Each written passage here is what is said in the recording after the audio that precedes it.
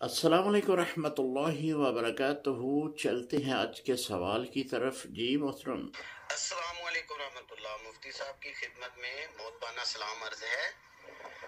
मुफ्ती साहब, मेरा एक सवाल ये है कि आजकल बैंक और मालियाती इदारे आपको चीज़ें देते हैं किस्तों पर या किराए पर। जैसे कि गाड़ी उन्होंने इशू की, वो बोलते हैं ये किराया है, इजारा है। जैसे हमारे पैसे पूरे हो जाएंगे और ये गाड़ी आपकी होगी। इसी तरह जायदाद भी देते हैं, घर बना बनाया या कुछ भी, कोई मशीन होती है, कोई फैक्ट्री के लिए कोई मशीन होती है, या मुख्तलिफ चीज़ें बैंक दे देते हैं।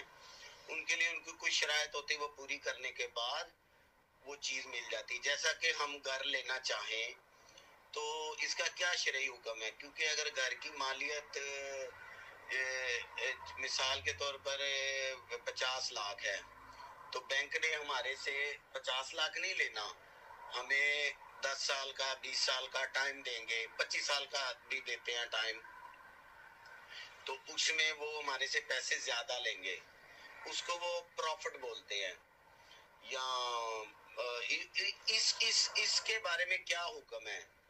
क्या ये लेना चाहिए? शरीयत में इसका क्या मुकाम है ऐसा काम करने का? थोड़ी रहनुमाई फरमा दीजिएगा। अस्सलाम वालेकुम रहमतुल्लाहि व बरकातुहू। भाई, आपने सवाल किया कि बैंक से गाड़ी, मकान या ज़रूरियात ज़िंदगी वो किस्तों पे देते हैं, तो असल पैसे के ऊपर वो पैसा लेते हैं।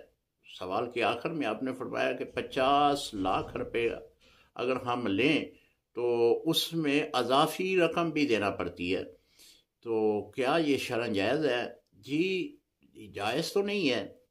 कर्ज़ हसना नहीं है, बल्कि सूद पर ये कर्ज़ आपको दिया जा रहा है, और सूद पर कर्ज़ जो है वो तो शरीयत ने मना लिखा है।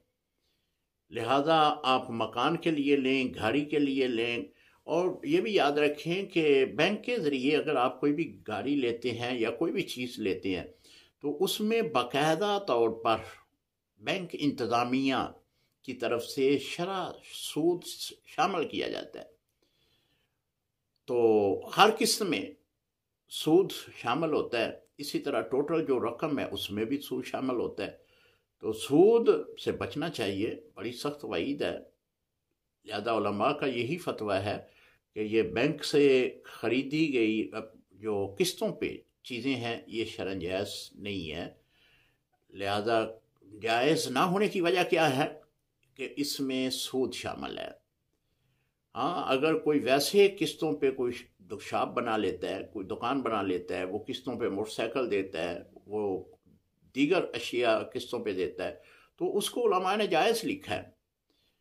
इसलिए कि वो आपसे जो है बेशरा के तौर पर वो तय करता है कि ये चीज़ जो है मिसाल के तौर पे 50,000 की है, अगर आप नगद देंगे तो आप 50,000 देंगे, अगर आपने किस्तों पे देना है तो आप 60,000 रुपया देंगे, 10,000 रुपया मैं आपसे इजाफी लूँगा। तो आप उस पर इत्फाक कर लेते हैं, वो चीज़ का फौरी तौर पे आपको मालिक बना देते हैं।